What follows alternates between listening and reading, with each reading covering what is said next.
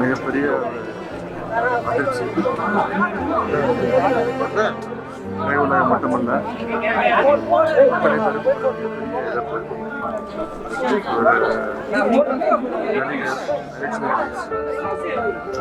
இதெல்லாம் தாண்டி ஒரு மிக மிக ஒரு நல்ல மனிதர், ஒரு நல்ல மனசு கொண்டவர். அவரோட நிறைய பணியாற்றி இருக்கிறேன். இது ரொம்ப எப்பவுமே எல்லாரோடையுமே ஒரு பாசமாக பழகுவார்.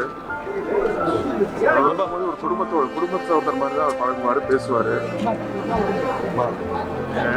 ரொம்ப அன்பாக இருப்பார். 10 நாளுக்கு ஒரு முறை தொலைபேசியில் அடிச்சிருவார்.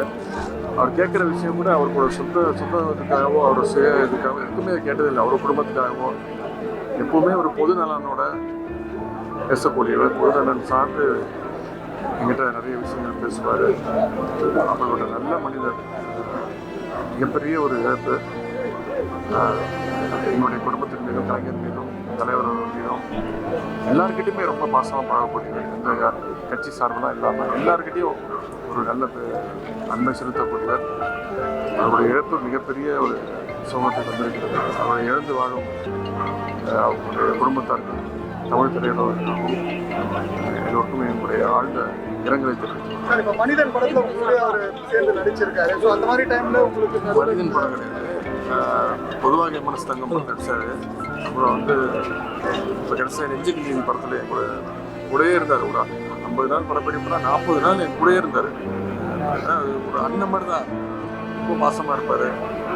அது தவிர படங்களை நடிக்கும் போது தவிர எப்போ பார்த்தாலும் ஒரு 10 வாட்டிக்கு ஒரு முறை தொலைபேசி அழைச்சு அவங்க ஏதாவது பேசுவார். அவங்க கோயிலுக்கு ஏதாவது ஒன்று செய்யணும்னு கேட்பார். ஏதாவது ஒரு உதவினா வேறு யாராவது உதவி செய்யணும்னா எனக்கு சொல்லுவார்.